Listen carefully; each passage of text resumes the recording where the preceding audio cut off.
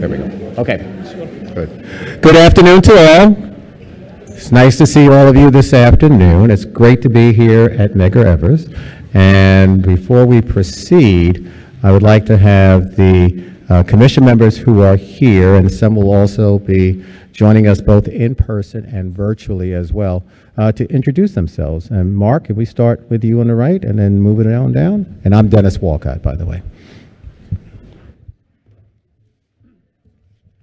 Good afternoon. My name is Mark Wurzel. I'd like to welcome everybody here this Sunday afternoon in August.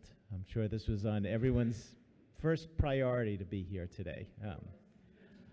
Thank you for turning out. I was raised and born in Queens, live in Manhattan, spent a lot of time in Brooklyn, primarily at Barclays Center. I'm a Brooklyn Nets season ticket holder.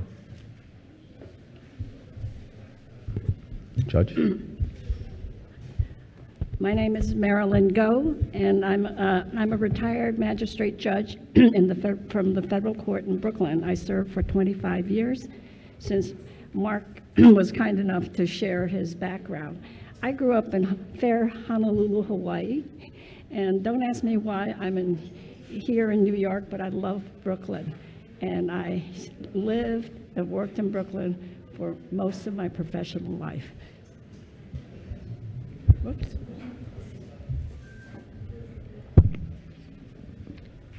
Good afternoon, everyone. My name is Jovan Collado, and I'm from the Bronx. Hello, everyone. My name's Kevin Hanratty. I'm from Queens, and I'm happy to be here. Yes, I don't know that I need it. Good afternoon. My name is Maf Misbah Uddin, Uddin. I represent Queens and the labor movement. Thank you. Good afternoon. I'm going to wear two hats briefly. I'm a professor and administrator here at Medgar Evers College. So on behalf of Medgar Evers College and the City University of New York, we welcome our distinguished commissioners and the distinguished people of Brooklyn.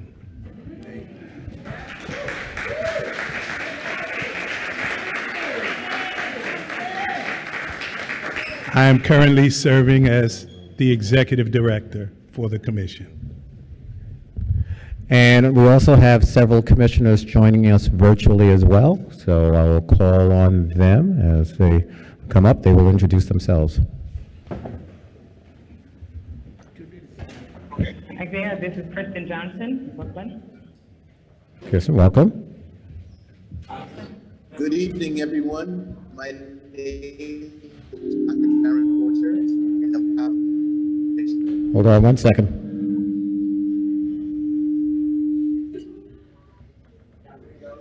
Okay, Mike. Hi, my name is Mike Schnall. I'm representing Staten Island. I was born in Brooklyn, a graduate of Brooklyn Law School, and actually worked for a Brooklyn council member for a few years. So happy to be with you virtually and looking forward to hearing all your feedback today. And Darren? I saw Darren at one point. There we are. Good afternoon, everyone. My name is Dr. Darren Porcher, and I'm pleased to serve on the commission on behalf of myself and all the rest of the commissioners. I thank you for having us in attendance for this public hearing. Lisa, we're just going through introductions. Perfect timing. Good afternoon, Lisa Soren from the Bronx. Thank you very much. And again, as Dr. Flateau indicated, it is great to be here in Brooklyn and to see all of you here. This represents our fourth hearing in the boroughs. So far, we've been to Queens, the Bronx, Staten Island, now Brooklyn, and then tomorrow we'll be in Manhattan. This also represents the second round of public feedback around mapping, and this is based on, obviously, now the July 15th preliminary maps that were sent out, and so we look forward to your feedback around that. And then after that, we'll go through a mapping process. We'll be submitting the next steps of maps to the City Council in September. They will then discuss, and then from there, we'll see what happens as far as the next step. So it's really an honor to see all of you today and to be here at gorgeous Medgar Evers College as well. So it's a pleasure and welcome. With that being said, let me start the process of calling people up. And first is Council Member Mercedes Narcisse. Council Member.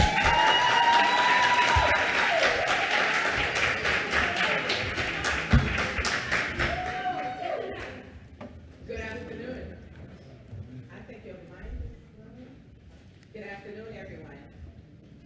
Hold on one second. Mic is not working, There but you I'm go, loud there you go. enough, I guess. There you go. There you go. Hi, good afternoon. Thank you, Commissioner, Chair. How could I say? Thank you for your time. And today we should be saying hallelujah in church, but we are here with you. That's one. My whole idea is to be here to represent a community that I love, that I grew up in. So first, before I start, I would like to ask, how many minutes do I have? I think we had talked about, well, it's 3 minutes normally, and I appreciate you asking the question, and the clock is back there. At the same time, we try to make sure with our council members that we are elected officials, give them a little bit more. And as I think I said to you also, I am the Sergeant at Arms. So you have an official Sergeant at Arms. I do not have one. So we ask for our elected officials to try to adhere to somewhat of the clock, because we have a long agenda for this evening and into tonight. But the other thing that we talked about beforehand as well is that I know you and other council members may have brought our elected officials people with you. So I think what we talked about is in your time frame, blending in others from your delegation, so that way we can try to be as efficient as possible.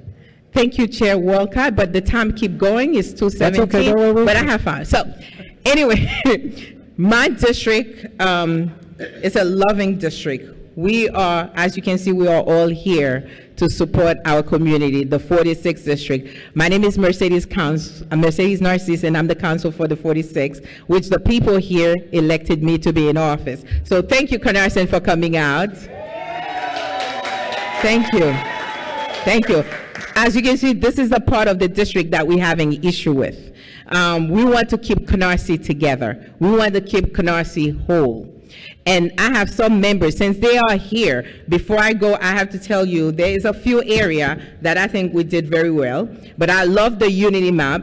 But if I could make slight adjustment to that unity map, to it, I will add Kings Village apartment complex, which is on East 51st and 52nd, between Avenue I and J, in the 46th district, of course, and continue along Avenue I until Schenectady Avenue to make the Flatlands portion of my district compact. So that's the only thing I have for that.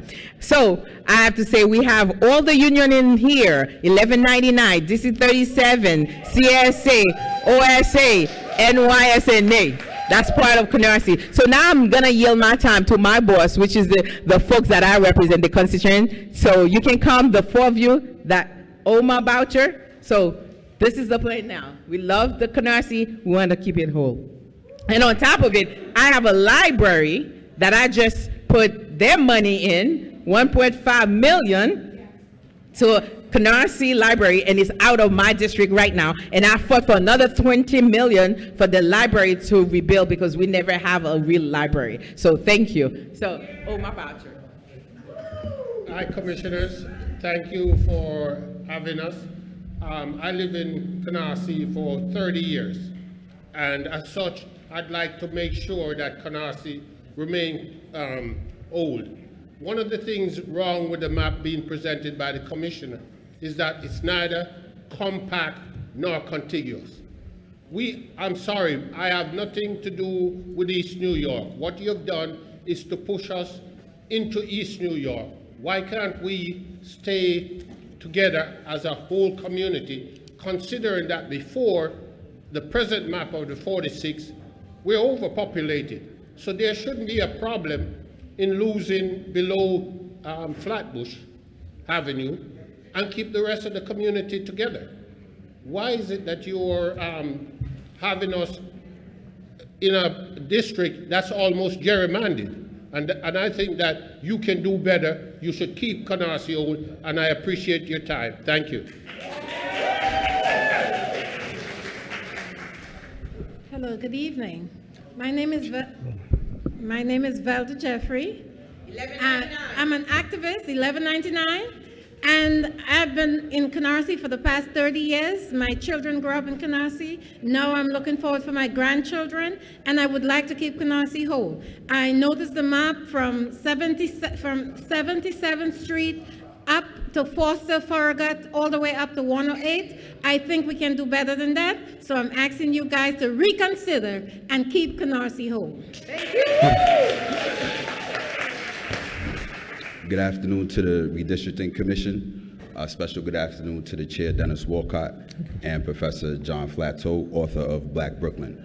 My name is Floyd Jarvis. I am the founder of Canarsie Neighborhood Community Garden, Executive Director of Canarsie Neighborhood Alliance, and author of the forthcoming Neighbor Neighbor, A History of White Flight and Black Migration in Canarsie, Brooklyn. The current proposed district lines we do not agree with. We want to keep a contiguous Canarsie and Flatlands.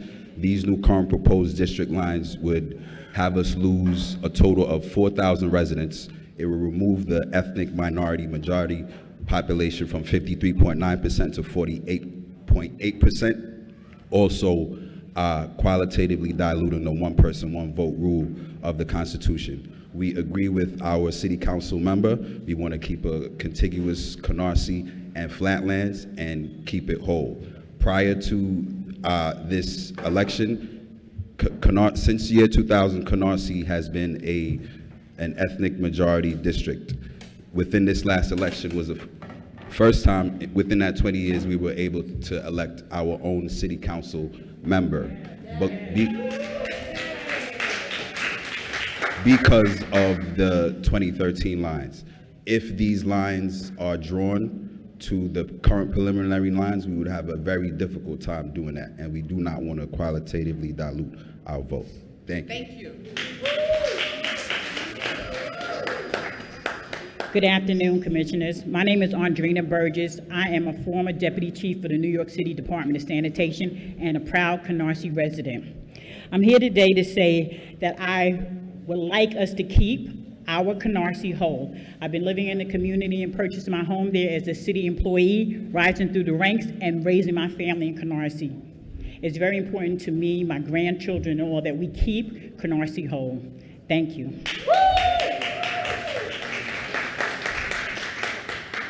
Okay, my name is Charmaine John. I'm a resident of Canarsie for 29 years. I raised my daughter there. My daughter went to school there, and I stayed in Canarsie. From what I've read, the redistricting of Canarsie is based on the development of the Broadway Junction. And it is based on improving East New York and making East New York better for that population. And this is from my research. Correct me if I'm wrong. It is also about the L train, the A train, the C train, the J train, and the Z train coming together at developing Broadway Junction. The areas that is supposed to improve in the development of Broadway Junction is Bed-Stuy, Brownsville, East New York, and Bushwick. Canarsie was not mentioned in that article, but yet the red line came through Canarsie to take away the L train from Canarsie. If you take away the L train and you take away Rockaway, then we'll become a desert. There will be no commute in Canarsie because the L train will belong to East New York. Rockaway, where we shop, will belong to East New York. Taking away Foster Avenue, where the red line is going through Foster Avenue, is further taking away from the neighborhood, decreasing the amount of the population in Canarsie, and further decreasing funding in Canarsie. The areas that stand to improve is not Canarsie. Cypress Hills, all those areas, but not Canarsie. Canarsie was never mentioned in the development. So to me, it will become a food desert. To me, The price of the housing will go down. So you can't make one area rich and another area poor. And this is what happens all the time, you know? To me, if you leave the L train and you leave Canarsie the way it is, let every neighborhood improve. You can't take away from our neighborhood to make East New York, Brownsville, Bushwick, and Bed-Stuy improve. We already have regentrification throughout Brooklyn. Taking away Canarsie and that end of Brooklyn, we don't have a supermarket. We don't have all those things. You'll take away the nursing home. You'll take away the trains. How will we commute? Already right now, I can't take the L train. You know, so when you take the L train and develop the L train for that area, that's what will happen. Thank you. Thank you. My name is Georgette Clark, Mr. Walcott, my former chancellor. I lived in Canarsie for about 2 decades, and I live on 1042 East 102nd Street between Avenues J and K. More specifically, I'm a mother, I'm a public school teacher, and I'm a taxpayer. And your district commission guidelines indicate that each district must have an average of 173,000 residents. And it also indicates, according to your commission's guidelines, that the neighborhood and community has to be kept intact. The limits, and they also must limit crossover districts. Avoid oddly shaped districts, which is really interesting because I like what the head of the commission for Medgar Evers College, the doctor stated, because Berg, yeah. The proposed changes that the commission has, it actually, the redistricting lines that have been drawn, it actually violates its own, and also I forgot one important thing, prevent gerrymandering. Okay, big one. I'm so sorry I forgot that. I'm not good at outside noise while I'm talking. I'm sorry. The proposed changes that you propose actually violate your own guidelines. Okay, hold on 1 second. I'm not sure where the noise is coming from. Yeah, it's just. But hold on. So people will know also, because I was going to wait till you finished, that in addition to seeing us here, we also have an official transcriber over there. So all the notes are being transcribed, so we need to have quiet so then the transcriber can hear as well. So with that being said, continue on, and then I know the council member is wrapping up shortly. I'm going to wrap up. Thank you. I know. Okay, that's why I said it like that. I know you are. Basically, I have a whole bunch of, I have a whole paper that I wrote, but essentially the redistricting is going to violate your own guidelines. We know that when the census was taken under duress, October 16, 2020, was the last collection of that data, the 8.8 million that they calculated our whole communities. We know those numbers were skewed. It was in duress, but nevertheless, more specifically, it will violate your own guidelines, and it actually will disempower our community, period, the end of it. So I'm against it, and I support my city councilman. Thank you. Thank you, really. Thank you, everyone. So good afternoon, everyone. Thank you for being here. I'm an educator, Dr. Windsor Nelson. I live in Canarsie for years. We also have a nonprofit that we have in Canarsie. My main concern is keeping our community interests together. There's an equity issue in Canarsie. I think by redistricting the Canarsie district, the 46th district, will further enhance that equity issue. Equity in terms of education, equity in terms of healthcare, equity in terms of unemployment. And I think breaking this district apart will further deepen the hole of the equity issue we're facing in our community. And I propose that we keep the Canarsie district together. Thank you. Thank you for your time. We keeping Canarsie? Thank you.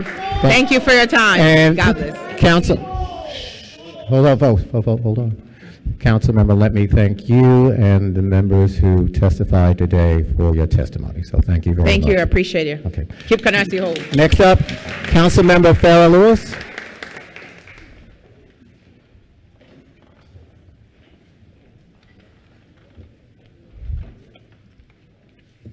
Good afternoon. Good afternoon. Thank you for hosting this today. Truly appreciate it. I'm Councilmember Farrah Lewis. I represent Council District 45. And I'm here today to testify regarding the preliminary map that the commission had put together, drafted, and approved last month. I oppose it. My community opposes it. I have members of my community that are both here virtually and physically in this space right now who oppose it. We have over 100 letters regarding what was proposed, and we do not agree with what was currently put into the map. The main issues we have with it is it would push us further into West Midwood and Borough Park, which would then cause myself and another council member to have to run against each other. That's the first issue. The second issue is the disparities that this preliminary map is proposing. And that disparity is, for the last 10 years, before I became a council member, I was a staffer in the 45th District. We did everything in our power. Hold on one second, council member. Go ahead. Please, we can hear you right here. The chair's trying to say one mic. All right, so, no problem. So for the last 10 years, now 11, 12 years, the former council member did everything in his power to make sure that that community remained whole. He did everything in his power to make sure that he fought to structure the community that was given to him to make sure that people, the new New Yorkers, new Americans that were coming into the district felt comfortable. We have a large AAPI community in District 45 that don't only live on Coney Island Avenue, but they live in East Flatbush. And they're new homeowners who were pushed out of Coney Island Avenue and parts of Midwood and had to move into now East Flatbush. In the proposed map, you're cutting out parts of East Flatbush and Remsen Village where they live. This is all they know.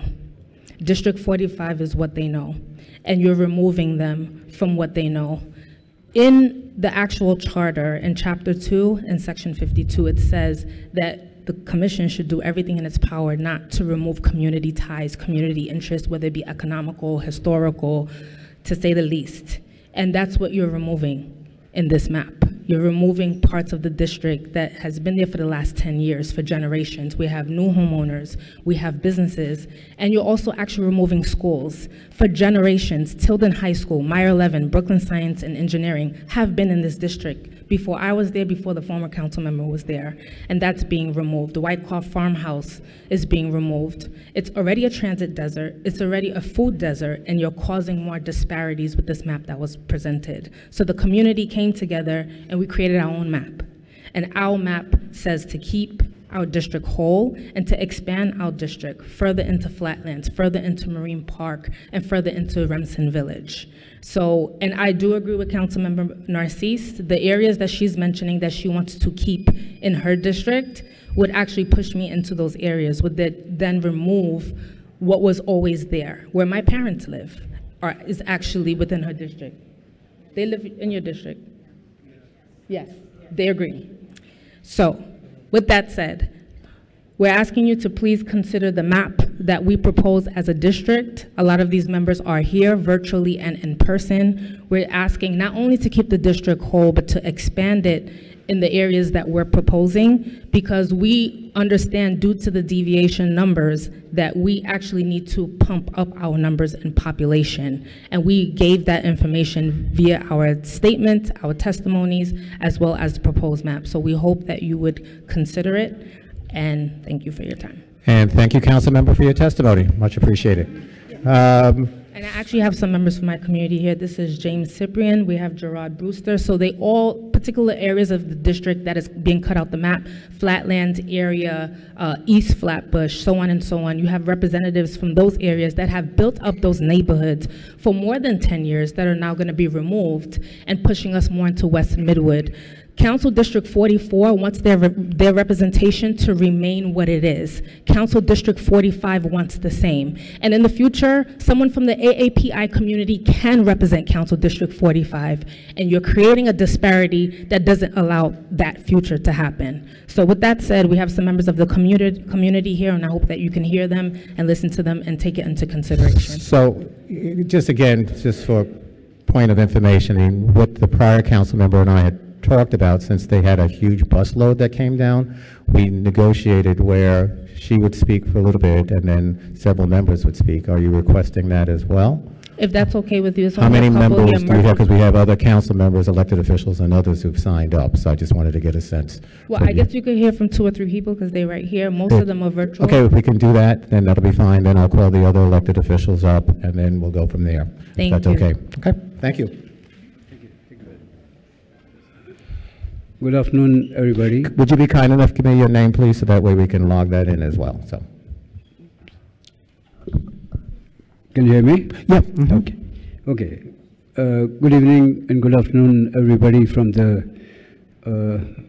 respected members of the New York City Districting Commission. I'm here. First of all, my name is James Cyprian, and I'm representing Pakistan Christian Association of USA, and I'm here to testifying for Council District 45 and for Councilwoman Farah Lewis. I'm opposed to the preliminary that the New York City District Commission drafted for Council District 45, which will remove a large portion of our Flatbush, Flatlands, and East Flatland sections of our district. Over the past several years, I have provided community-based services in District 45 and see how the unity of the primary Caribbean and South Asian population benefits all residents of the district and historically present landmarks and resources. If sections of East Flatbush and Flatbush are removed from our district, many of the groups I serve through Pakistan Christian Association of USA would no longer have access to essential resources our organization provides, stunting the growth of this predominantly Caribbean and South Asian population. Pakistan Christian Association USA works with Pakistan and South Asian migrant communities, which are all increasing in numbers into District 45. The preliminary map drawn by the Commission, which splits our long-standing institutions in East Flatbush away from our district, will negatively impact these people by pulling needed resources away from these growing populations. Please consider the impact that the preliminary map will have on the property I serve, and expand the district further east into East Flatbush, Flatlands, and Canarsie, and restore the East Flatbush and Ramson Village neighborhoods to keep our district whole. Thank you very much. And thank you, sir, for your testimony. All righty.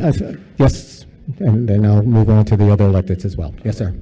Good afternoon. Thank you Good very afternoon. much for the time. My name is Gerard Brewster. I'm the president of Utica to Flatbush Initiatives.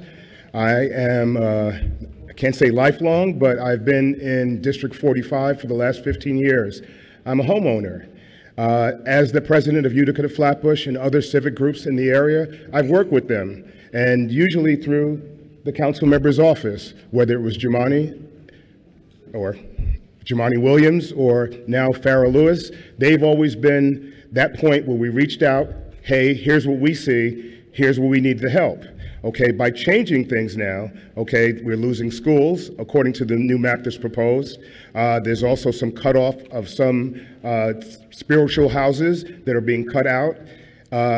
Some of the other problems that we have is we're definitely a food desert.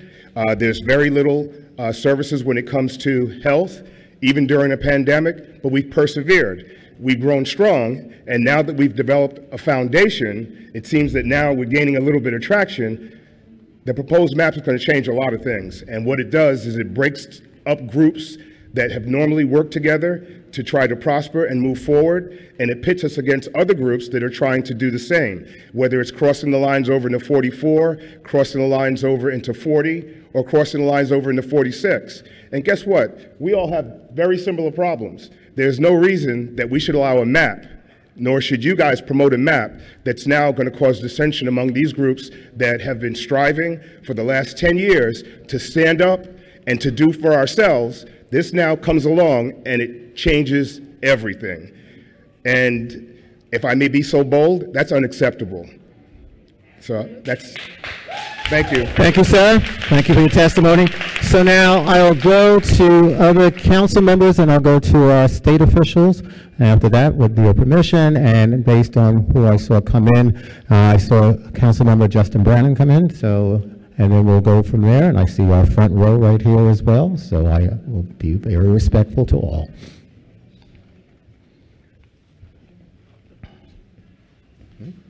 Councilmember Rita Joseph was here before me, but okay. I don't want to get in trouble.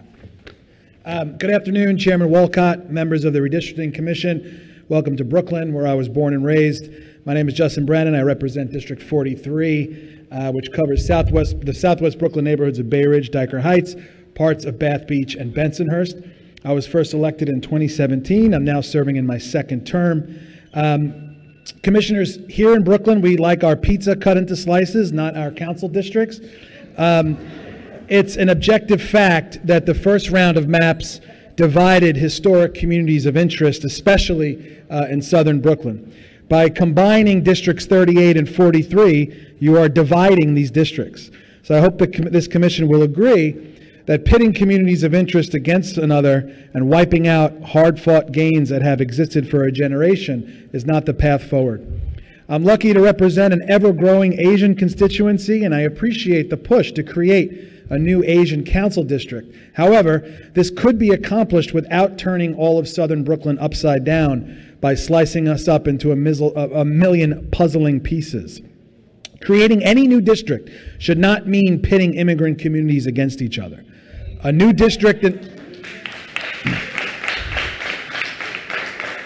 A new district in southern Brooklyn must not lead to the dissolution of Red Hook and Sunset Park in District 38 while slicing up Dyker Heights as an afterthought or collateral damage. With a little more effort, patience, and precision, this commission could create a majority AAPI district without extinguishing the voting power of historically Latino communities. And I will submit maps that will show you how to do that. As public servants, it's imperative that this commission listens to the people. These new boundaries cannot be drawn in secret silos with missions mandated by experts living in other states.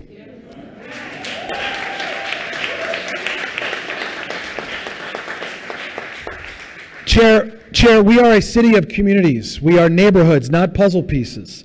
We share parks and houses of worship. We share schools and stores. We sit on stoops and we complain about the subway.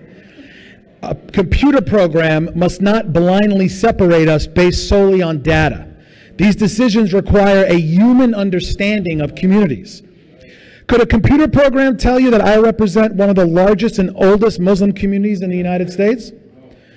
Would an out-of-state mapping expert know that I represent an emerging area in Bath Beach known as Little Guatemala?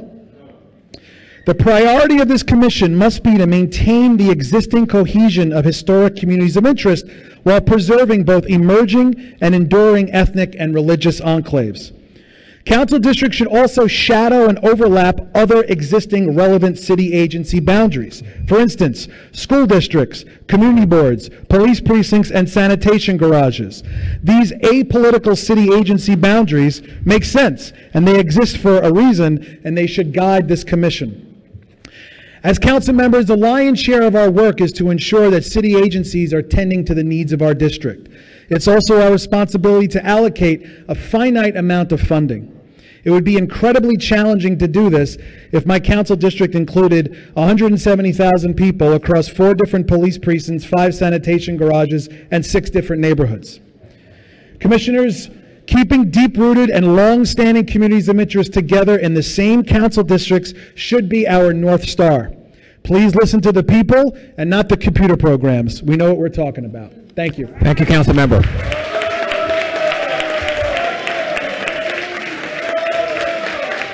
Okay. Councilmember Gutierrez. Councilmember Gutierrez.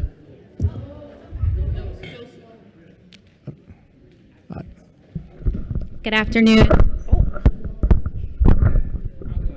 Buenas tardes. Good afternoon. Thank you, Chair, and thank you, Commission.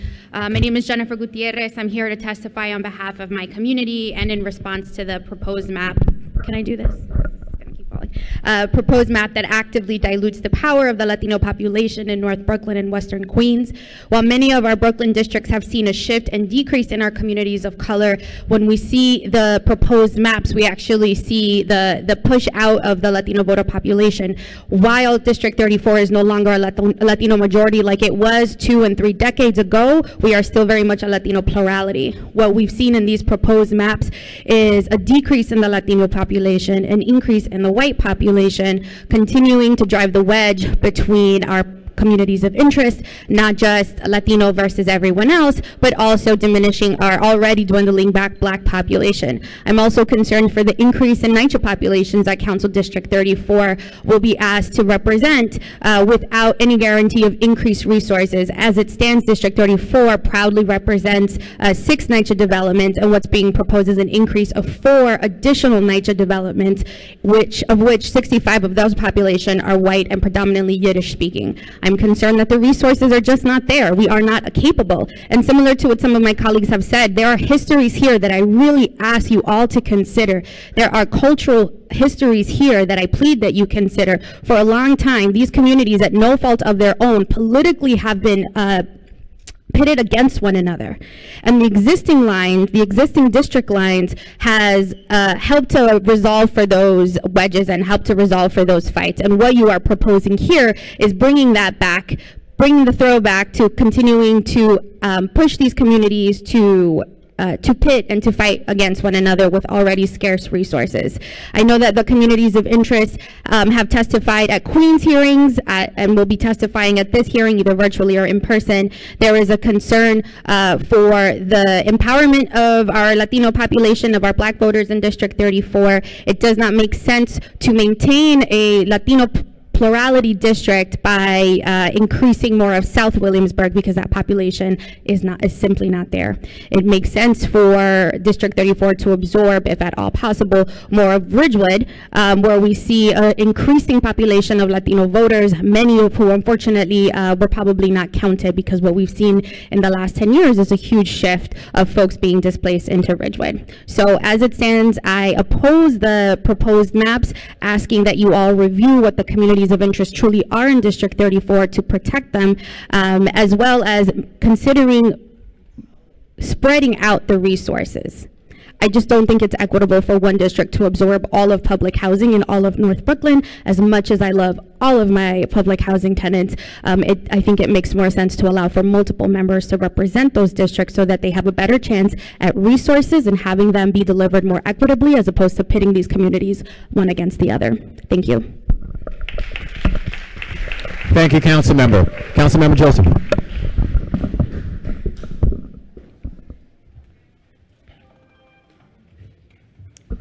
Good afternoon. Good afternoon. My name is Rita Joseph. I have the privilege of serving as a council member for the 40th Council District in Brooklyn. I'd like to thank the New York City District Commission for offering the public an opportunity to offer their thoughts, critically important in redistricting process. Today, I want to speak about the support of the proposed structure of District 40 with a few comments. To some, council district lines are largely artificial, but in their ideal iteration. They are composed of complete neighborhoods with shared cultures and values. In this regard, the current iteration of Council District 40 is a collection of neighborhoods that are fortunate for not being split up in reality that other neighborhoods in different districts do not have the luxury experiencing. Right now, I have the privilege to represent the entire Flatbush. While colleagues and friends, Councilmember Farrell Lewis, represent East Flatbush. Additionally, I represent the whole Prospect Park South, Prospect Park, Lefferts Garden, and Ditmas Park. But the current map proposed have the western border of District 40 extend west into Kensington, currently from Church Avenue to 18th Avenue. The border between District 39 and 40 on East 7th Street, the proposed draft map would move us borders west, splitting the voting power of the vibrant community of the South Asian community in Kensington. Splitting up that community, the voting population into two parts would deeply be unfair. And I urge the Commission to keep that current western border as is. I also want to iterate that extending the district further into Flatbush, as currently proposed in the published preliminary map, makes sense for the district to say demographically, as it would help District 40 retain its unique Caribbean character. Council District 40 is a wonderful place, and I'm proud to represent it, the neighborhood, and is composed of completely and unified by the status of the South and East Prospect Park as a critical reality with describing the cultural and geographic state of Brooklyn. Additionally, we share vibrant Jewish and Caribbean heritage in a way that is uniquely New York as a whole, but the current proposed maps and the geographies that makes the sense of our neighborhood interests, I urge the Commission to keep the lines as they are currently proposed under the preliminary map, with the exception and ensuring that the western border at Kensington at East 7th Street stays and protect the voting power of the South Asian community that lives in Kensington, that I share with Councilmember Hanif. So we want to make sure we keep that community together. Thank you. And thank you, Councilmember, for your testimony. Councilmember Hanif.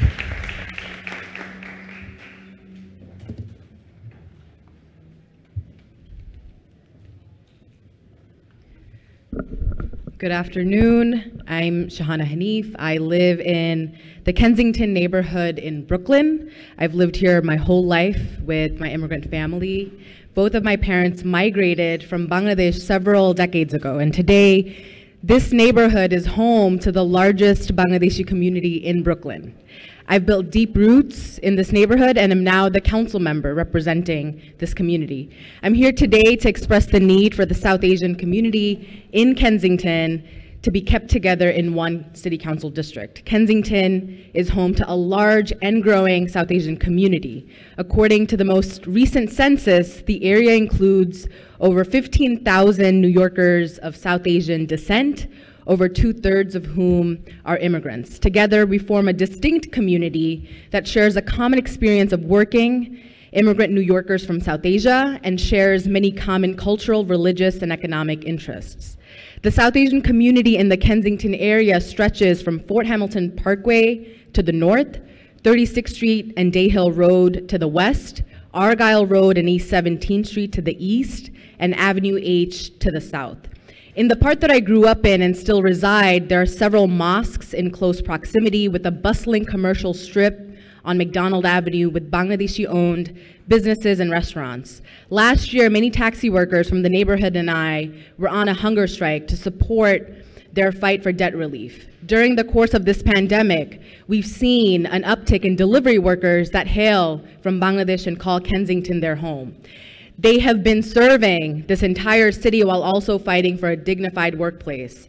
Organizations like Desi's Rising Up and Moving, you'll hear from their members soon, and People in Need have been vital in providing much needed resources throughout the pandemic. In the past, our community has been split into multiple council districts, which has led to our needs not being understood and prioritized by many of our representatives. The South Asian community in Kensington is currently split into Council Districts 39, 40, 44, and 45. The Commission's proposed maps would not only maintain the situation, it would actually make it worse by moving the boundary of Districts 39 and 40 west from East 7th Street to Ocean Parkway. This area, as well as the area to the south between Ditmas Avenue and Avenue H, which is currently split between Districts 40 and 45, are precisely some of the places where our community has grown the most over the last decade.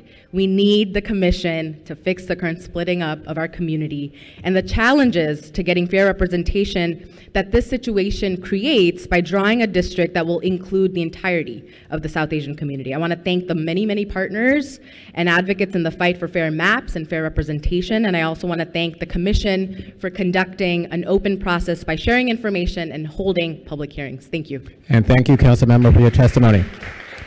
Councilmember Osei. Hi, good afternoon, Commission, Redistricting Commission. Hello all. I'm glad to have the opportunity to participate in this essential part of the democratic process in which we draw the lines that determine our representation at the most local and intimate level of government.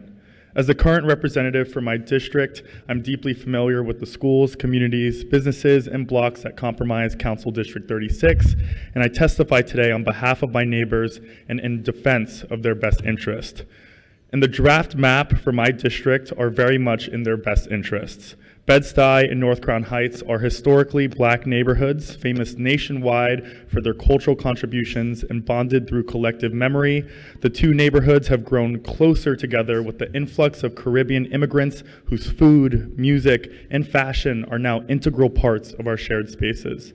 While clear cultural boundaries exist between ours and neighboring districts, the cohesion of Bed-Stuy and North Crown Heights is strong, and our unification in a single district has served us well for decades. The proposed draft map recognizes the reality on the ground and appropriately groups these two neighborhoods into a single council district. So you guys did a great job. I'm sure you won't hear a lot of that today, but from my perspective, that's how I feel. These lines were clearly drawn with a deep understanding of our neighborhoods and careful cultural responsiveness. I want to personally thank Chair Dennis Wolcott and Executive Director Dr. Flateau for their excellent work, and also I want to thank the entire commission and their staff for listening to my neighbors and preserving our historic Black community. Our neighborhoods deserve a unified district to provide them with a unified voice, which they can use to advocate for their shared interests. For fair demographic representation, for fair democratic representation, I urge this body to accept this draft map with minimal to no changes to District 36. Bed-Stuy and North Crown Heights, thanks you all for the draft maps that you've submitted. And then also I want to just flag that both Councilmember Hudson and I submitted a letter to the commission in support of both of the draft maps that you presented for both District 35 as well as District 36. Thank you for preserving our communities. You definitely took into account our testimonies that we brought to you last month, as well as the voices of our constituents for preserving the historic Bedford-Stuyvesant and Northern Crown Heights. Thank you. Thank you, Councilmember. Councilmember Hudson.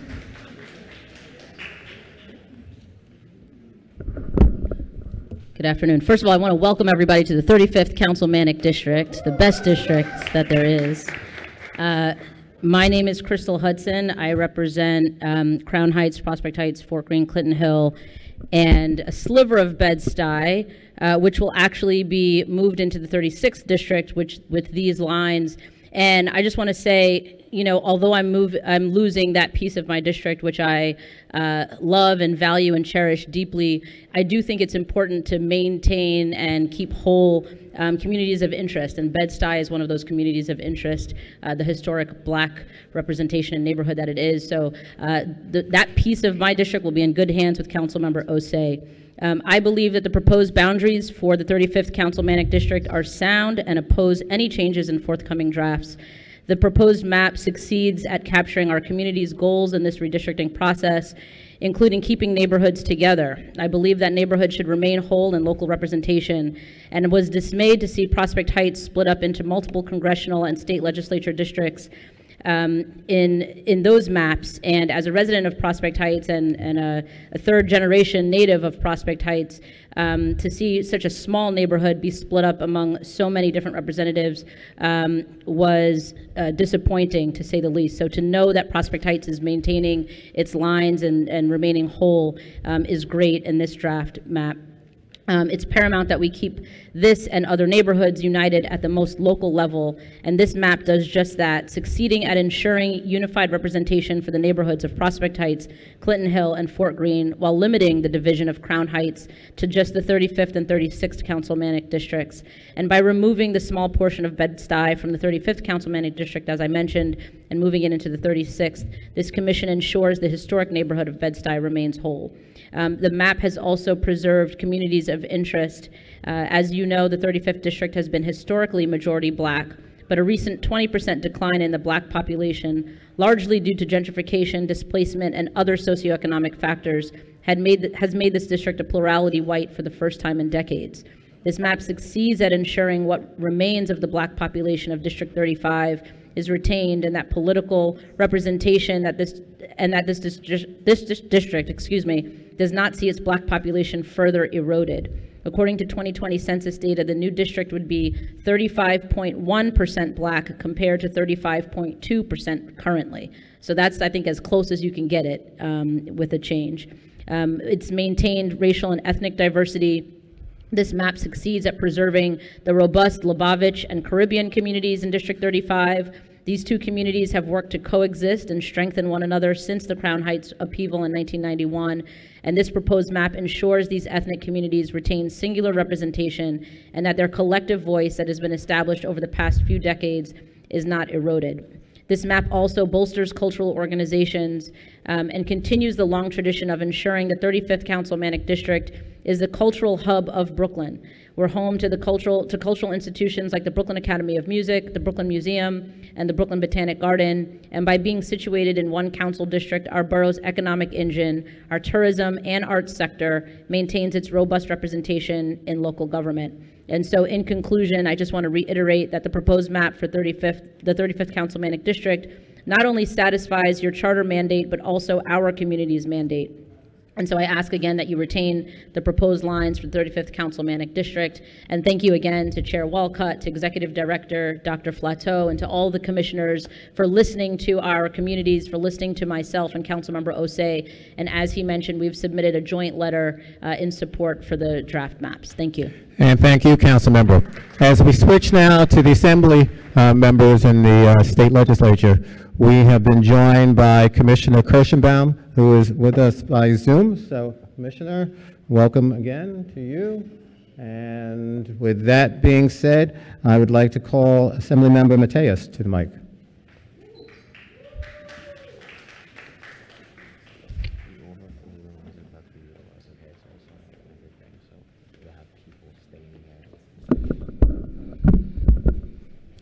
Good afternoon. Good afternoon. Thank you for the opportunity to share my testimony. I am Assemblymember Marcela Matenas, and I represent the 51st Assembly District, which includes Red Hook, Sunset Park, and Bay Ridge, part of Bay Ridge. I moved to Sunset Park at the age of 5, back in 1978. I've seen the neighborhood change, but as a New Yorker, this district is one of the last real New York neighborhoods that is quickly changing and being gentrified. A cultural diversity, vibrant, working class, predominantly immigrant. Sunset Park in particular has become a first stop for newly arrived immigrants. We are a mix of people from Palestine to Puerto Rico, from Mexico to Taiwan, from Bangladesh to Peru, to name just a few. Sunset Park represents the fabric of our culture in an intertwined community. Despite the hyper-gerrymandering of our community, which gave us 5 state senators representing the council district, and most recently, our long-term luchadora, Congresswoman Nydia Velázquez, was redistricted out of representing us to preserve seats of other congressional members. The proposed map removes a long-standing institution, Our Lady of Perpetual Help, which has services in English, Spanish, and Chinese. The proposed map would divide the Fifth Avenue Business Improvement District across 2 council districts, creating more bureaucracy and possible challenges. Let us also remember that the census took place at a time of a worldwide epidemic, a pandemic that impacted our community and left us traumatized. Our immigrant community, who needed to focus on how to survive, how to feed their children, and keep a roof over their heads. And the census was the last thing that they were worrying about. Please remember the census numbers are skewed. There is a better option. The Unity Coalition, made up of Latino Justice, Asian American Legal Defense Education Fund, Center for Law and Social Justice, have been at the forefront of nonpartisan redistricting to protect communities of color for the last 3 decades. They have put forward a proposal that would create an Opportunity Asian District and keep District 38 intact. I agree with the coalition, who has been working to ensure communities of color maintain representation that has been put forth. The 38 City Council District 38 is a beautiful example of our cultural diversity that makes New York the capital of the world. Please don't put us against our neighbors by destroying one immigrant community to create another. We can honor both communities' voting power by adopting alternatives and not dismantle the coalition district that currently exists. Thank you. And thank you. My apologies for mispronouncing your name. Senator Felder.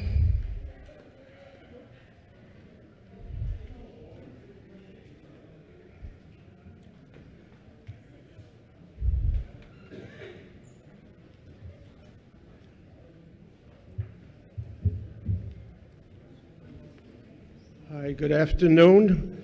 My name is Simcha Felder. I'm the senator in the 17th district and I think proposed 22nd district.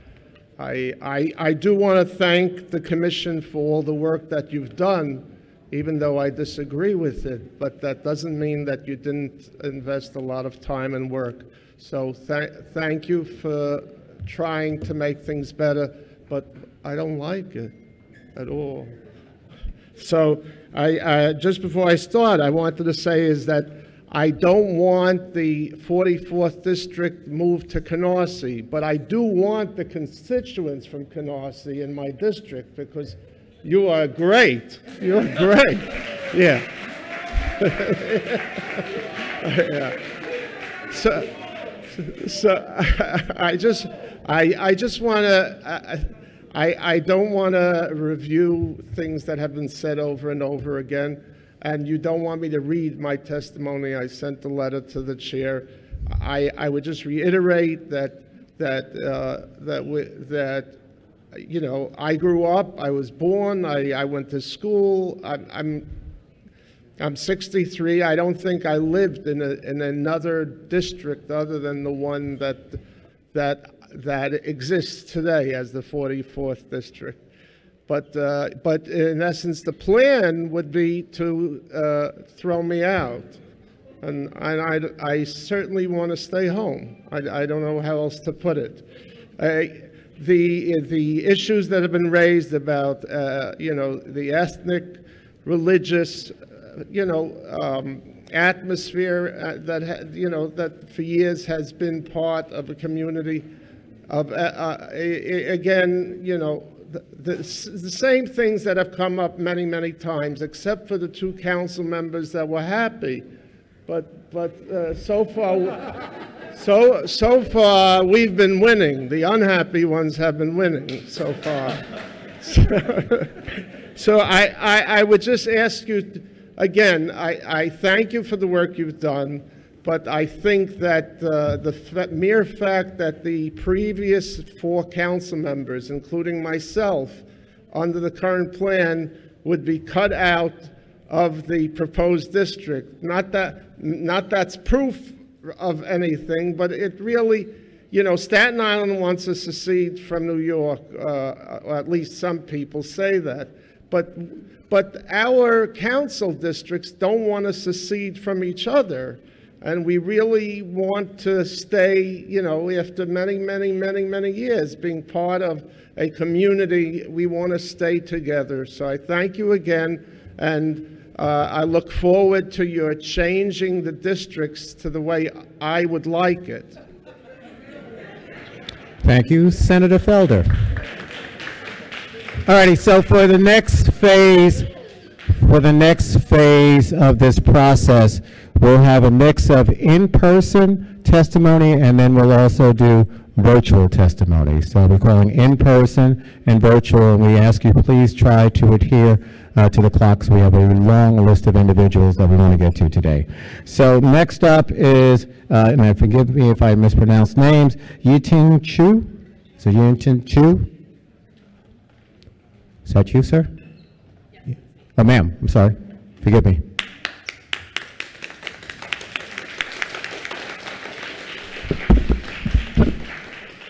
Good afternoon, Chair Wolcott and fellow commissioners. My name is Yatin Chu, and I'm president of Asian Wave Alliance. We are a citywide nonpartisan organization helping to educate the Asian American community about the political process and elect representation that reflects our values and priorities. We are public school families, small business owners, taxpayers, many immigrants who live in the communities we represent. We are all volunteers. We are not reliant on funding by elected officials, beholden to national movements, or aligned with political administrations. We have no conflict of interest with regards to how the districts are drawn.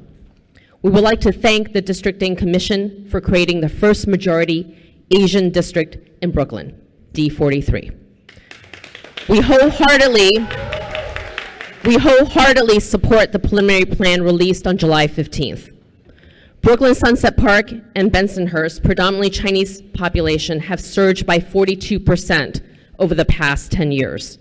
Even with this explosive growth, the interests of our community continues to be marginalized, ignored, and worse, subjugated to favor the interests of other communities. Chinese families in Brooklyn in need of political support have been routinely ignored by current and past representation. While Asians are the plurality in the current D38, low voter registration and an inexperienced electorate have been long exploited by politicians. Electeds have gone as far as undermining our community to please ideological special interest. In this spring, just this spring, the D38 council member partnered with anti-merit activists to remove auditions for a new performing arts school. This was in direct opposition to the pleas of low-income Chinese families who advocated and requested audition admissions to support a high-quality public arts school. Incumbents have also ignored other urgent concerns, including traffic modifications on 8th Avenue that have directly impacted the Chinese business artery. They've shown no interest in our public safety concerns on a homeless shelter sited close to our schools, parks, and the main subway station in Sunset Park. Our emails, phone calls on these issues all went unanswered. There are others here, including other Asian groups, who will rally to keep the status quo and suggest dividing Brooklyn's Chinese neighborhoods into plurality in more districts. Call us cynical, but history has shown that the status quo, or even simple plurality, will deprive us of another 10 years of equal and fair voting rights, allowing the interests of other communities to be prioritized over ours. We will not stand for that. We will not appeal to politicians who want to stay in their cribs. Exactly. We bring with us today 7,000 signatures collected in a petition to support the Commission's proposed D43 map.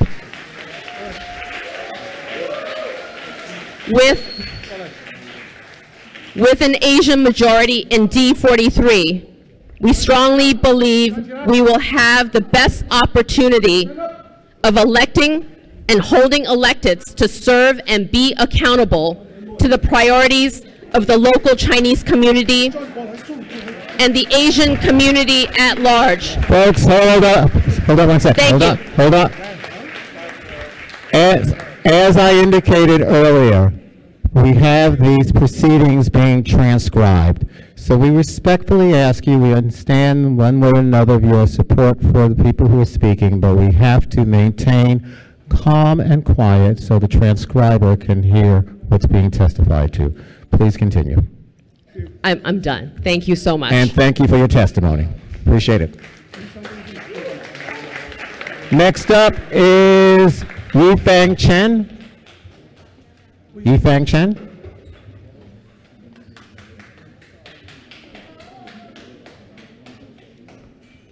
Good afternoon. My name is Yifan Chen. I am a parent volunteer in Southern Brooklyn School District 20, and I'm also the first vice president of Asian Wave Alliance, a politically neutral organization. I'm here to support the new D43 Council District proposed by the Redistricting Commission.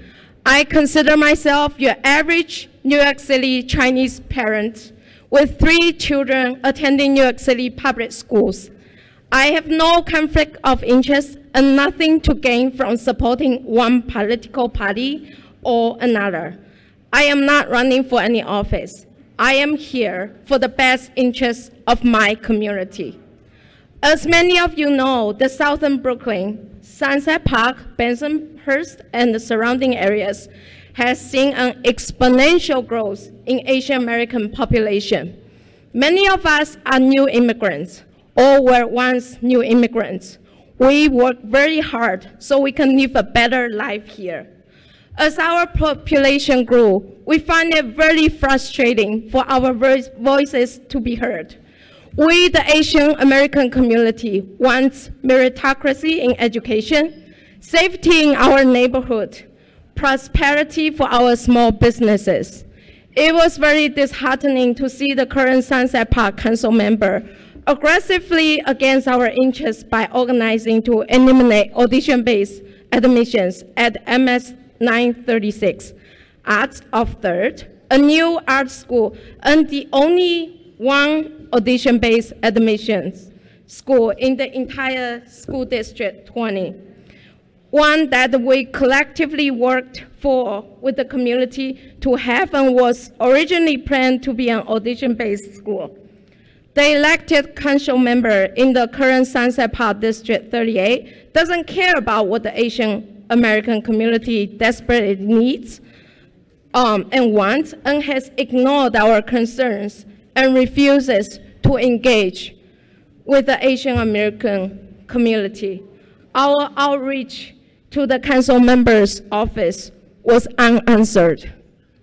As we can see from the geographic population census data, the density of Asian Americans in southern Brooklyn is expanding.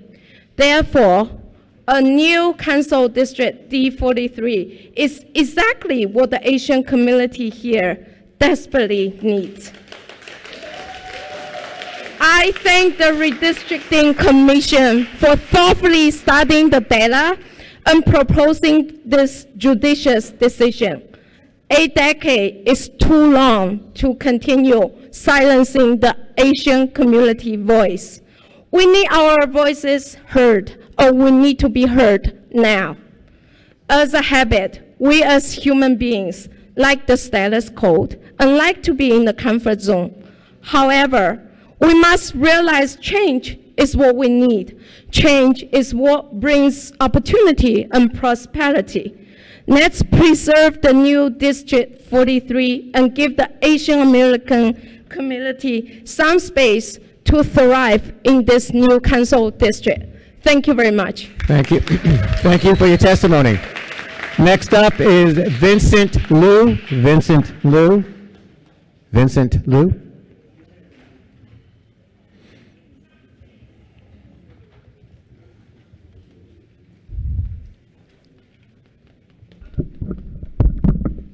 Good afternoon. Good afternoon. My name is Vincent Liu. I'm a long-time local resident of Sunset Park. I'm here to speak for myself, my family, and my Chinese community in the Sunset Park. We are the real stakeholder who are directly impacted by this redistricting effort. First, I would like to say thank you to the Districting Commission for proposing the map for the new District 43, a district with a majority Asian population. We wholeheartedly support this map. This map would unite our Chinese community in Sunset Park, Bensonhurst, and its surrounding area. With this map, it is the first time in decades that we, the Chinese community in Brooklyn, are given a real opportunity to have a real chance to elect an official who will indeed fight for the interests of our community. According to the Section 2 of Voting Rights Act, minority voters shall be protected by ensuring the community of interest are kept together and avoid partisan gerrymandering. Unfortunately, this has not helped the Chinese community in Brooklyn. For decades, the voice of our community has been hijacked by the interests of other communities. None of the officials elected by the district share the same values of Chinese communities. On almost every single issue we care about, whether it's about education opportunities or something as basic as public safety, the elected official always, every single time, always stand against the interests of our community. Exactly. It's a shame. Given the current District 38 as an example, which covers the Sunset Park area, the voice of our community is being silenced. Our community even organized a protest in front of the office of said elected official, and yet our voice was still being ignored and received zero Zero feedback from the official. To conclude, the currently proposed D43, a district with majority Asian population, our community is finally given a real chance to elect officials who will truly represent our voice and share the same values of our communities. Our community should not be silent anymore. We need to be heard. Thank you. Thank you for your time. Thank you for your testimony. Next up will be Rabbi Niederman, and then after Rabbi Niederman, we will go to virtual, starting with Edwin Herrero, and then Ebony Bolston, and then Deborah Grief. So next, Rabbi Niederman, and then we go virtual.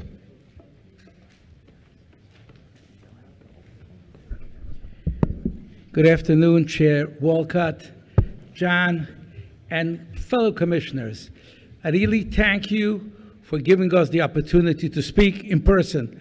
I have written twice, but I felt it's important to come and talk to you directly. Thank you for that opportunity. I am David Niederman. I'm the head of the United Jewish Organizations of Williamsburg and North Brooklyn, a central social service agency since 1966, serving the 75,000 plus members of the Jewish community. Close to 95% of our community is currently in the Council District 33, while the rest are in Council District 36. The proposed draft district maps released on July 15 would change that drastically. The Yiddish-speaking population has traditionally resided in South Williamsburg and has flourished as the community has grown over the past decades. It's expanded beyond the regional borders of Williamsburg and into Bed-Stuy and Clinton Hill.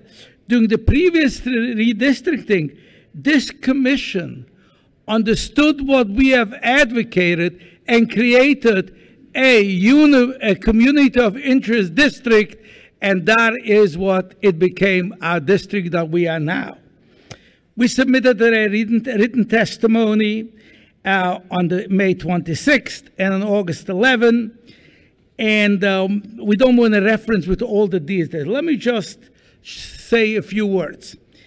We share religion and culture as Orthodox Hasidic Jews that must be kept together. Our community is not a majority of any district we are part of, but our community has a strong voice in the district we're currently in. Splintering our communities would dilute our voice. It would even more. Our people will feel that they lost and they will move to a district where they will have no say whatsoever. We are less than 10% of a district. Such a move is going to be devastating. I just want to read to you a text that I got just a few hours ago. In the past less than 24 hours, our community was hit with two hate crime biased incidents. And that is what I'm trying to point out. We are vulnerable. We need our strength. We need our districts to be won so the council members understand our unique needs. They understand the religious requirement that has to be followed. They understand the security that we need. So I ask you, please, please, make sure that that we continue to be unified. Let us please, please be in peace and not cut us into pieces. Thank you very much. And thank you for your testimony. Now we'll go virtual and... Rabbi, I'm sorry, I didn't have him on the list. I share a minute with Rabbi. Okay, a minute. Steinmetz. Okay. Hi, my name is Zev Steinmetz. I'm one of the leaders of the Visions community in South Williamsburg. The youngest son from my parents, who were both Holocaust survivors. My children all attend Yeshiva B'nos Ahavas Israel of Visionitz. One location is 2 Lee Avenue, and one is 12 Franklin Avenue. Along with hundreds of South Williamsburg families, Yeshiva B'nai Ahavas Israel educates more than 1,200 children from the South Williamsburg neighborhood. Our vibrant institution dates back to World War II and has unified the entire community with purpose and the ability to stay strong to its core values. To now force a division upon the school's parent body and division's community, splitting us into 2 districts, is unfair and unreasonable. Such a split will create division where there was strength and unity of neighbors, helping other neighbors and of schools that represent the unified core values of the community it has educated for nearly 70 years. The critical representation from our elected that came to aid divisions time and time again will be lost, along with our sense of direction and purpose in serving a unified and robust community. Some of the values outcomes achieved for Visionists through the critical representation of our elected include police protection for the anti-Semitic hate crimes presently raging our streets against our visible Hasidic community, security funding for the schools and other religious institutions, police presence for the high holidays, provide free pre-K for eligible families, provide service with culturally sensitive health and emotional care for the fragile and the senior Holocaust population, and build new parks. The entire Visions community relies on City Council members who actively advocate for all of these needs. Separating out our close-knit community into several districts will create untold hardship for those who need help most. It will require excessive efforts going forward in obtaining representation and attention to our critical concerns and needs. It will diversify us and cause division. Don't destroy 70 years of rebuilding. Let our community remain true to their hearts and values in District 33. Thank you. And thank you both for your testimonies. Next is virtual, and that is Edwin Herrero. Nope. Ebony Bolston. Deborah Grieve. Hello, I'm here, but first thing is you said my name wrong. My apologies. Right. It's not Grief. Okay. Okay? If you can just say it, then I'll correct it. Okay, thank you. G-R-E-I-F, okay, pronounced with the I. My name is Deborah Bright. I am the chairperson of the Brooklyn Family Support Service Advisory Council and represent us in the statewide in Albany. I am a parent, child with developmental disabilities. I represent the parents. Now, my biggest concern is, and I want you to know, I live in the 47th Council District. Ma'am, if I could just ask you to stop for 1 second. Is your microphone, can you move it closer? I don't know how much closer I can get. Okay, that's good. That's fine. Now you can hear me? Yes, ma'am. Okay, now I'll repeat again. As I said, my name is Deborah Bright. I'm the chairperson of the Brooklyn Family Support Service Advisory Council, and I represent us in Albany for the statewide advisory.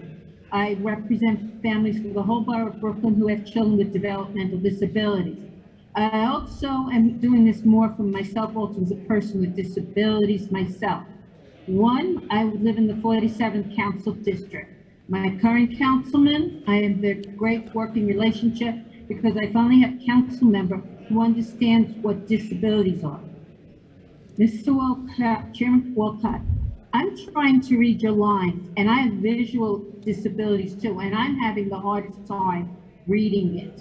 So I'd appreciate is if you would fix it to make it easier for persons who have visual disabilities like myself, even though it doesn't show it, so that I can understand and read.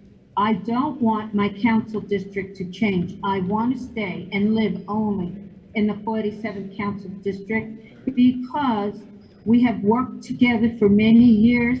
I also would like to have back in our district, which has been brought to my attention by our families, they want the Warbats and Trump House want to be back, and most of Brighton wants to be back where we have always been together in the 47th Council District. We have a council member right now who is 100% understanding of people with disabilities. Also, if the children don't speak English and they need help.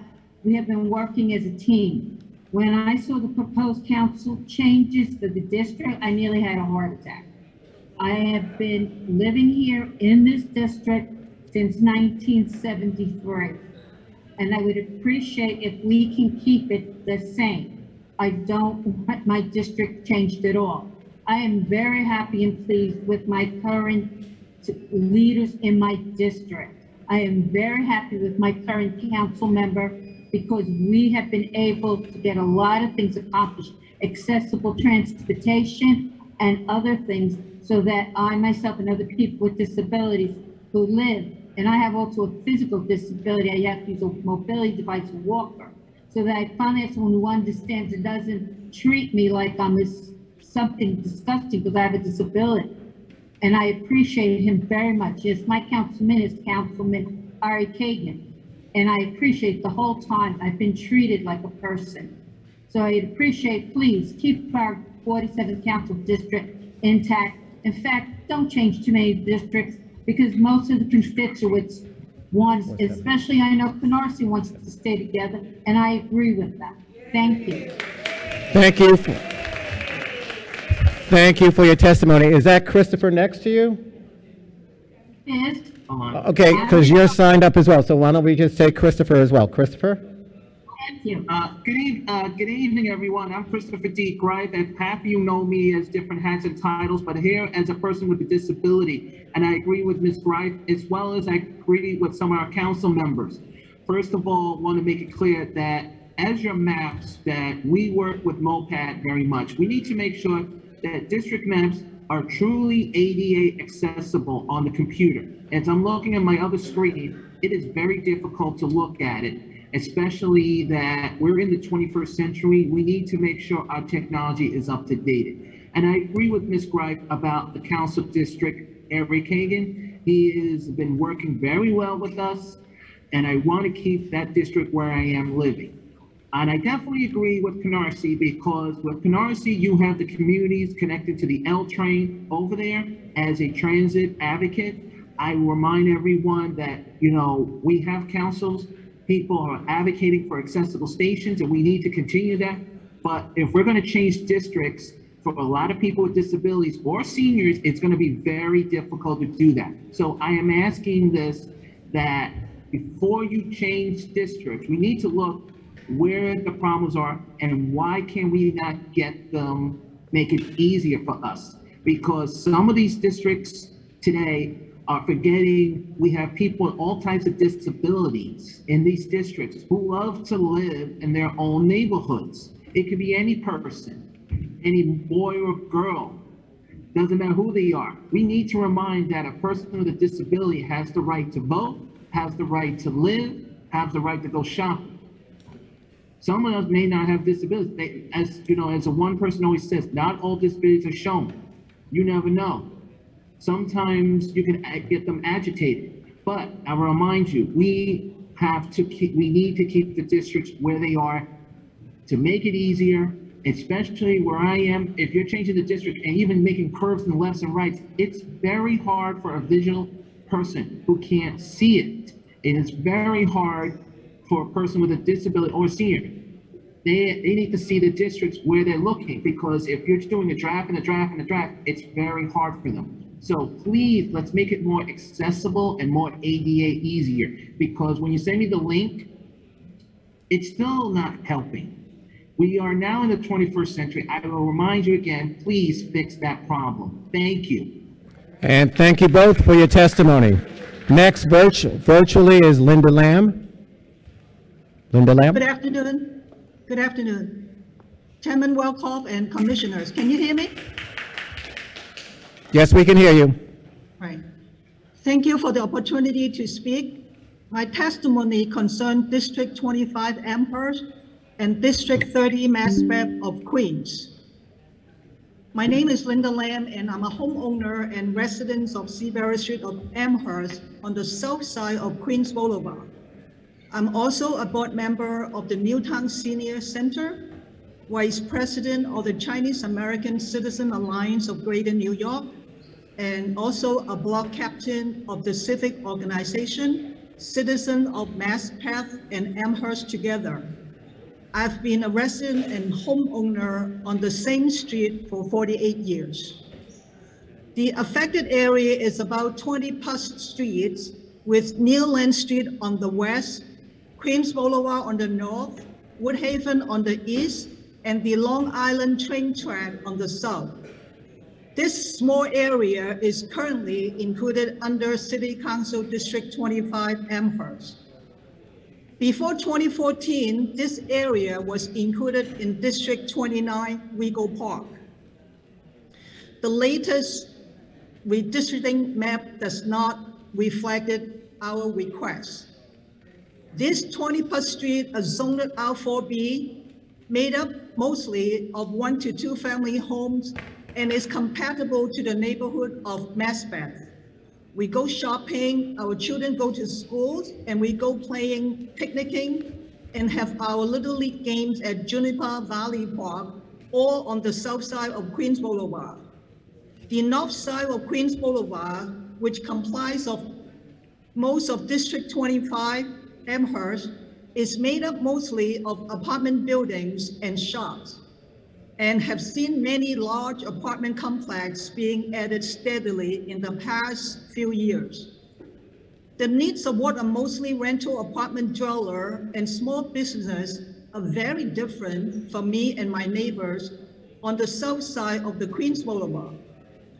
Because of the difference of the zoning characteristics, the focus on constituent services naturally are different for my areas, and the resident and the business owner on the north side of Queens Boulevard. For me and many of my neighbors, over the years, we learned that in order to get the constituent services that we need, we usually have to go to the neighboring District 30 because our needs are mostly not met by our own District 25. This includes constituent services such as workshops and services to help with property assessment, issues with sidewalk violation, illegal commercial parking on residential street, flooded basement, stolen catalytic car converter, seniors transportation and health assessment, and assistance for seniors with snow removal, etc.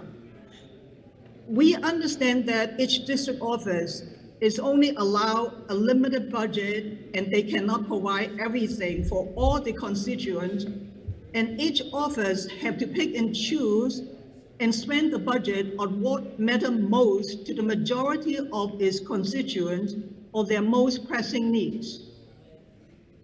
My neighbors and the seniors in our area strongly believe that it is only fair that our area to be put together with the district with constituent services matching our needs.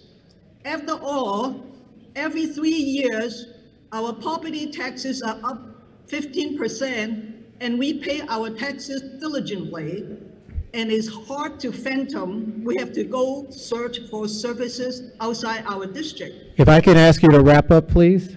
Sure. Thank you very much. Sure. In the last hearing, we heard that some people mentioned Amherst should be careful because if by making any changes, it might affect the makeup of racial groups and dilute their local representation. But Amherst's population, as of the last census, is made up of 41.5% Hispanic, 44% Asian, and 10% white. Our proposal, which aligned with the Queens Civic Congress proposal of moving this 20th Street to District 30, will have a neglectable impact of changing any racial group's distribution. It would be a mere change to 1.4% for the Hispanic and 1.8% for the Asians. And this will not change any electoral or political and have any impact on this group. So I urge the Commission to consider our request of redistricting this 20th Street to District 30, so we will be better served and we'll get the much needed service that we want. Thank you very much on behalf of myself, my neighbors, and the seniors in the affected area. And thank you for your testimony. Lanown, is it Lanown or Lanown Faison? Louise Booth. Betty Bernhardt. Fatima Valencia. Karen Blondell.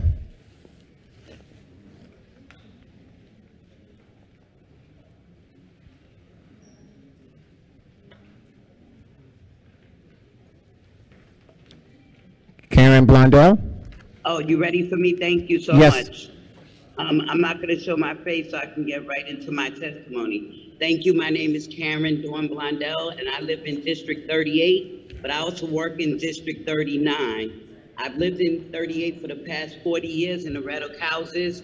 I'm the Red Hook West Resident Association president, and I had to take it upon myself to quickly create a fair poll and testimonial, because when it comes to our city council member, Alexis Abeles, and our state assembly member, Marcella Martin, we are continually being left in the dark or gaslighted whenever they feel that public housing residents who are not immigrants, but the remnants of the great Black migration and the Indian migration, anytime they think we're going to oppose something that they want in Sunset, they block us from the information.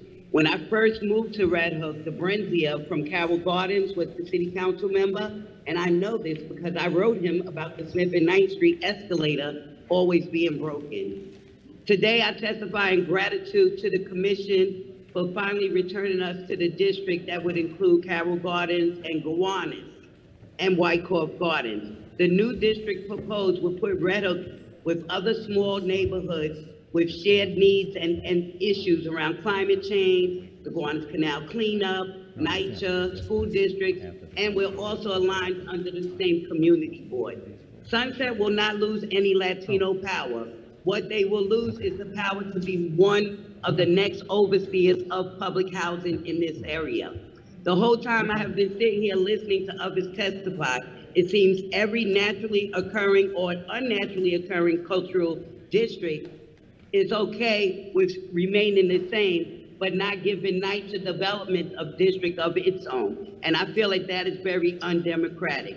I can say as a lead facilitator for the Gowanus Neighborhood Coalition for Justice and the founder of the Public Housing Civic Association, we are tired of others using us for their own political advantage. Just because we are living disorientated in public housing, we are not asleep. We do not want to be with Sunset Park, and while my community was struggling to get $1,200 stimulus, our elected officials were passing $15,000 debit cards to people who do not pay into unemployment insurance, instead of just bringing a policy to the American citizenship to have its attention to that policy done equitably. I have 50 testimonies to submit on behalf of the Red Hook community, and we look forward to this commission sticking with the proposed map that unites us again with Carroll Gardens and Gowanus, where there's more public housing and more synchronicity. Thank you so much. And thank you for your testimony. Next, virtually, will be Salvatore Francino, and then we'll go back to in-person. When we go back to in-person, we'll start with Rebecca Harshbarger, then Jim Tempakas, and then Vanya Vasilevsky. So first is virtual Salvatore Francino.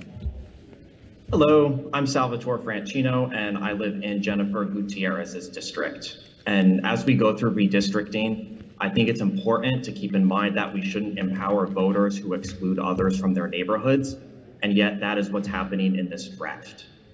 Currently, not enough people live in any of Staten Island's districts. Staten Island has built fewer homes and welcomed fewer people to their neighborhoods over the past 10 years compared to the rest of the city. As such, its political power should reflect its anemic population growth. However, the draft maps show Staten Island's 3 council districts, each containing 7,400 fewer people than would otherwise be proportional. And other neighborhoods that have built housing to welcome new neighbors are being penalized by having districts packed with more people than is ideal or proportional, and this will only be exacerbated as the population changes over the coming decade. Staten Islanders made a choice to exclude people and limit population growth by hiding behind the city's arcane and outdated zoning code.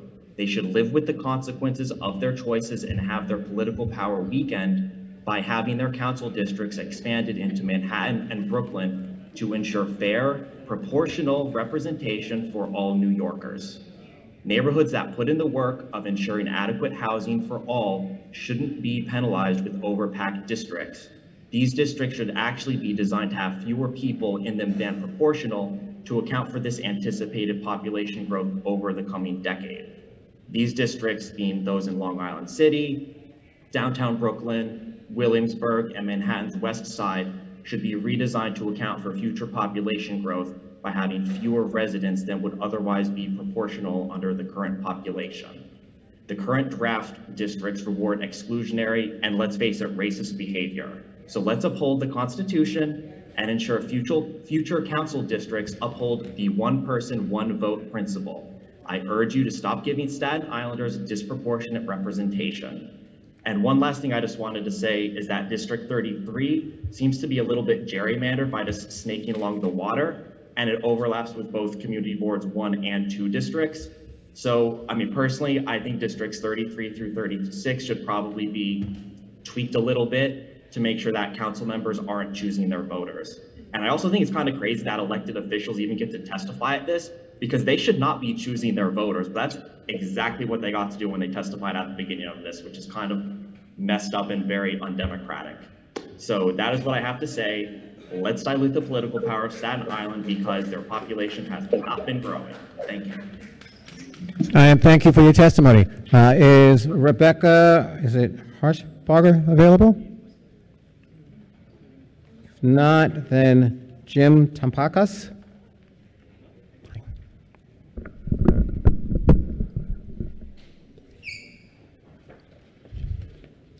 I'd like to thank the New York District and Commission for organizing the second series of public hearings. My name is Jim Tampakis. I'm the president of Marine Spares International and also working with Tamco Mechanical, my brother's business, both spin-offs off of my dad's original business, which was a company called United Ship Repairs. We are marine and industrial mechanical contractors and machine shop services located in Brooklyn, Red Hook, Brooklyn, New York. We came into Red Hook in 1974, where we operated a ship repair company, a family business, and an industrial machine shop, and we had reached employing 150 people. Prior to that, my dad was on 9th Street between 2nd and 3rd Avenue since 1954. In November 2012, under Tamco Mechanical, we were contracted by the TBTA to assist the Army Corps of Engineers to remove all the water from the Brooklyn Battery Tunnel caused from Hurricane Sandy and restore all pumping systems as needed. We did it all prior to required time frame and under budget. Red Hook and Sunset Park have many common neighborhood interests. We both have a maritime presence as we are both on the water. We were always geared to helping and promoting industrial, manufacturing, and maritime businesses as the city and nation is in desperate need today.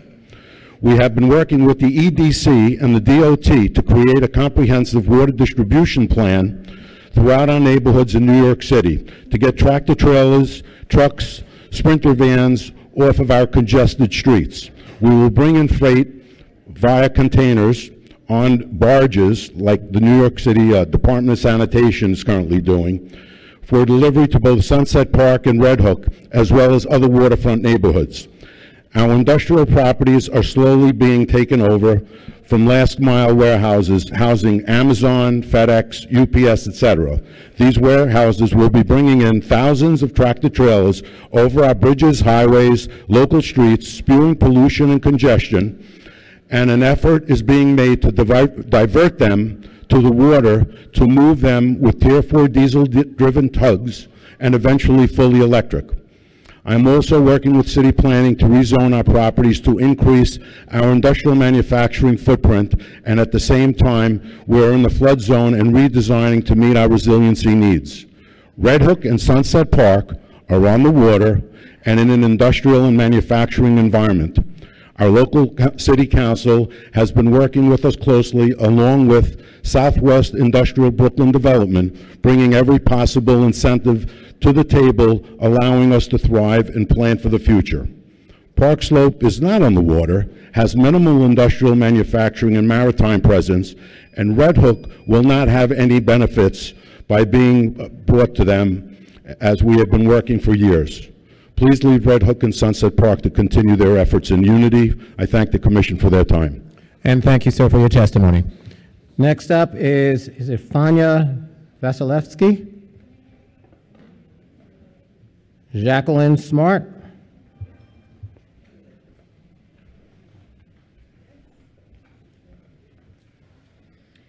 afternoon. My name is Jacqueline Smart, and I'm a longtime resident of Canarsie. I'm also a school teacher. Canarsie is a neighborhood which was named after the Canarsie Indians who were here when the Dutch came to the neighborhood, who were here before the Dutch came to the neighborhood. Its population has varied over the years from American Indian to Dutch to freed blacks to Jewish, then Italian, to now to one of the largest black-owned neighborhoods in Brooklyn. I have a question for the committee. Why is it that in 2022, majority black neighborhoods are still experiencing the pain felt by our ancestors any time that we've developed a community that's thriving? While the after effects for some of those neighborhoods were more drastic, y'all have heard of Black Wall Street and Rosewood, right? The intent feels the same. Your redistricting will cut swathes into our neighborhood, which will disrupt the services that we've grown accustomed to receiving. You'll devalue our homes and basically set us back a few years. After the white flight of the 80s and 90s, most expected that Canarsie would fall into disrepair and that the neighborhood would deteriorate. Instead, we improved our homes, took pride in our neighborhood, and made Canarsie into what one newspaper described as the best kept secret in Brooklyn. Being a part of the community of Canarsie has historically given us all that feeling of pride. We're a voting bloc that stands together, which might be intimidating to some in the current political climate. There is a nationwide effort to take away the voting power from black voters, and this is exactly what will happen if we allow you to do this. This is racism, and we see the current machinations that you're trying to put in place, which will not benefit us, but those who want to carve us up to suit their own ends, and we won't stand for it. People, please do not be deceived that this is the bottom line, and we should make every effort to make sure it doesn't happen in our community. We are not broken, so please don't try to fix us. Keep Canarsie whole and take your shenanigans somewhere else. Thank you. And thank you for your testimony. Next up is Sally Wong. Millie Wong. Elizabeth Oyang.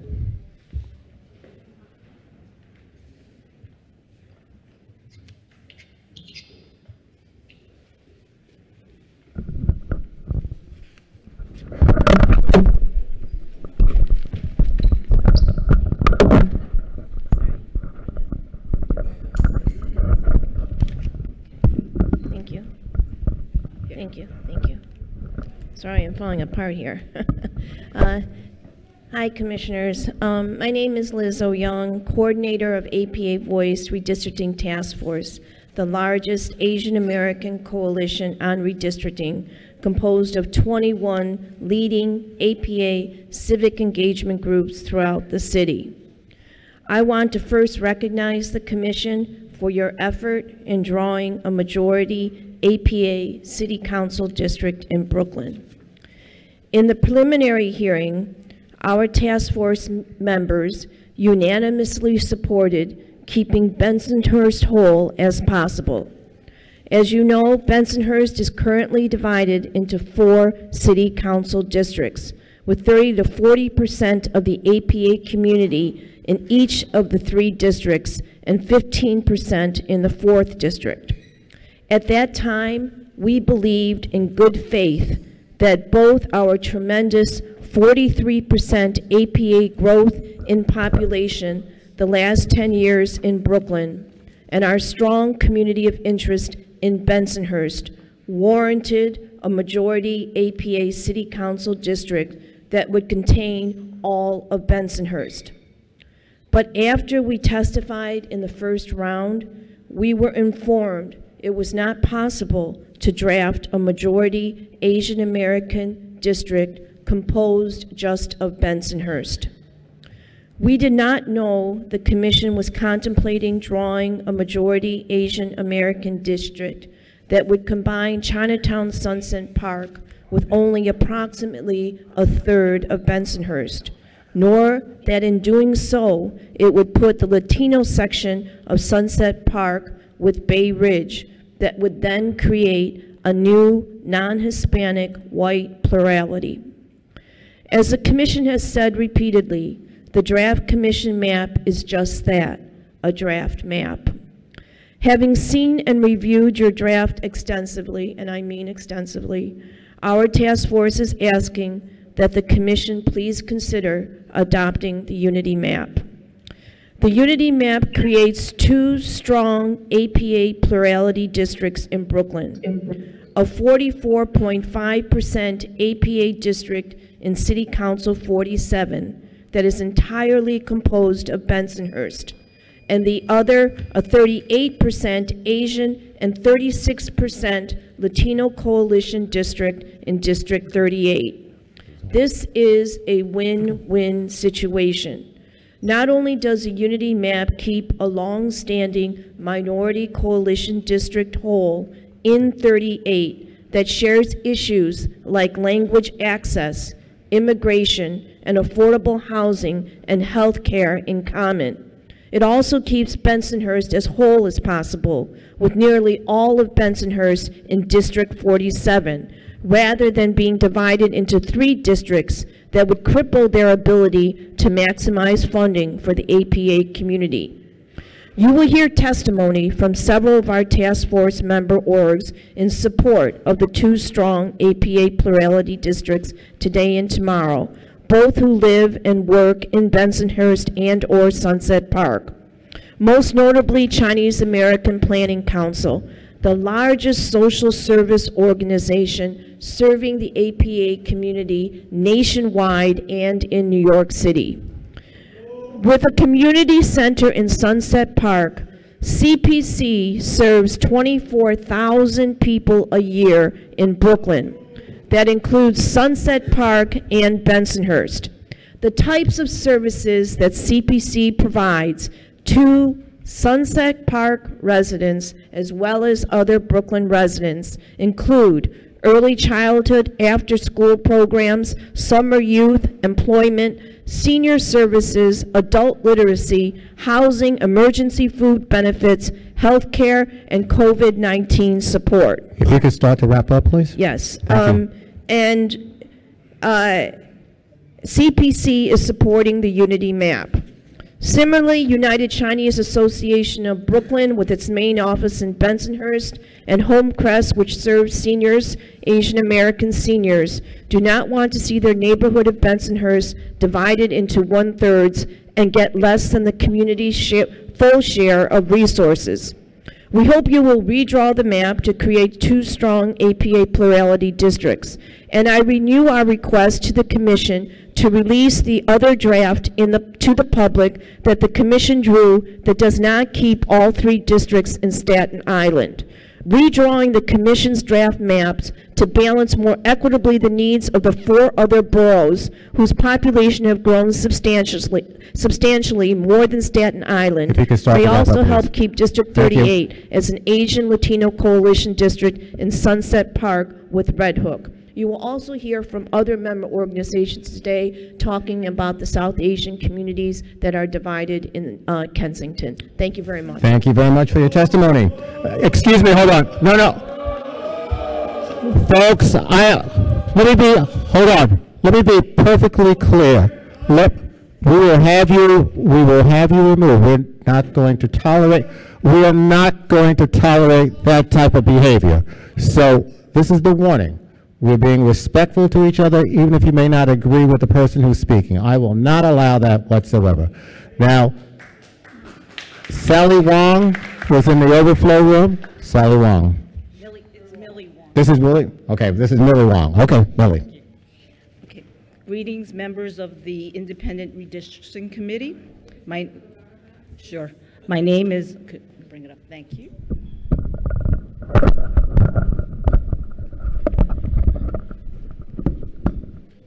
Thank you.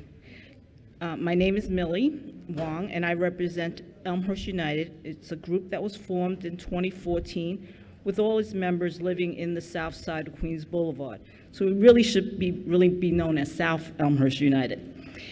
It is disappointed that the Little Elmhurst Triangle located on the south side of Queens Boulevard in Elmhurst was not remapped with Maspeth. This area consists of predominantly working-class homeowners who live in private 2- and 3-family homes. Physical barriers protect this quiet oasis against the more hustle and bustle of the north side. We're asking that you reconsider your decision and allow this area of south of Queens Boulevard, also known as the Elmhurst Triangle, be redrawn to be included with Maspeth. As Queens Boulevard rezoned to allow for taller and larger structure, it has changed its landscape and constituency to be more like what we see in Jackson Heights and other larger towns. Developers have overbuilt on Queens Boulevard and are now eyeing the little Elmhurst Triangle.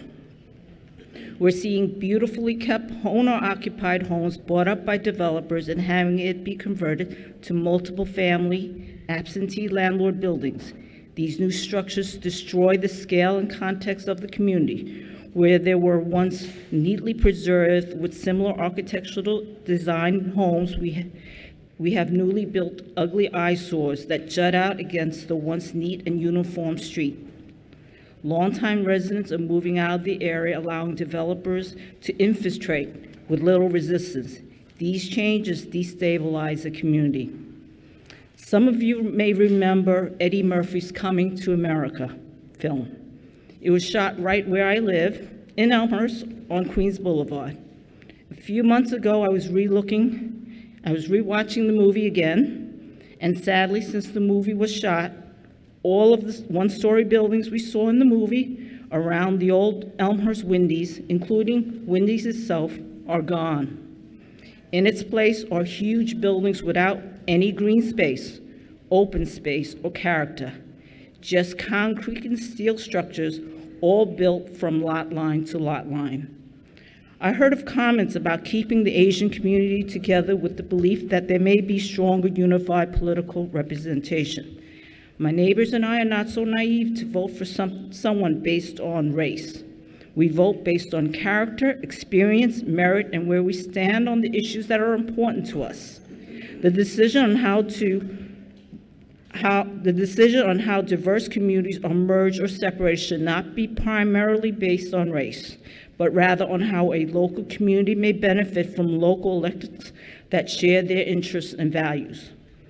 For many years, our local electeds focused their attention on their constituents on the north side. This constituency is very similar to the constituency of Jackson Heights. The different needs is so great that many of the interests that affect our lives are in direct conflict with the residents on the north side. Our concerns are muted against the more populous and louder voices of these communities. We need representation from our elected officials that are aligned with our interest. We have different views on policing and public safety and on what should be prioritized on the city budget. Splitting a small area of Elmhurst Triangle from District 25 will not dilute the Asian vote. It will help preserve what is left of a community that consists of homeowner-occupied private homes. It will let the needs of our community be heard and support to be given to preserve this very essential group. I could go on and on, but in the interest of time and with consideration to the other speakers, I want to conclude. Elmhurst, south side of Queens Boulevard, would be better served if it was aligned with Maspeth and District 30. Thank you. Thank you very much for your testimony.